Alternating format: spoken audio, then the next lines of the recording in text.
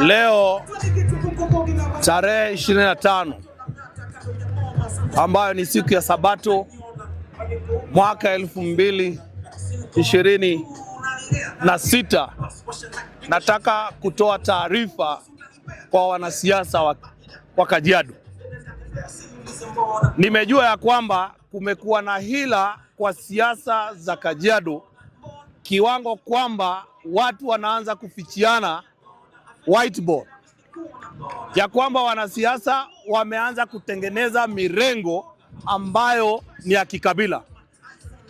Na leo ninataka kutoa taarifa kwa sababu wanasiasa wameanza kuingia katika koo zao, katika jamii zao, na kumake sure wanachukua tiketi zote za vyama ili kumzuia tu yule mtu ambaye anataka kuwania na ndio kiongozi halisi kupata uongozi katika hii Kajiado. Na haswa sana mimi nataka kusema hivi: watu wana uhuru wa kusimama mahali popote katika jamhuri hii ya Kenya, kiwango ya kwamba hakuna mtu anaweza zuia mwenzake kusimama mahali popote.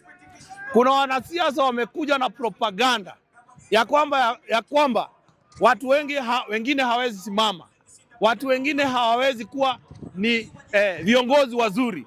Mimi ninataka kusema hivi: viongozi ni wale wale, na tutasimama na msimamo kutoka kwa upande wa governor kuja senator, women rep, MP hadi hapa mashinani. Na mimi nataka kuomba jamii yetu ya Maa kwa unyenyekevu na upole. This time we have been royal to you.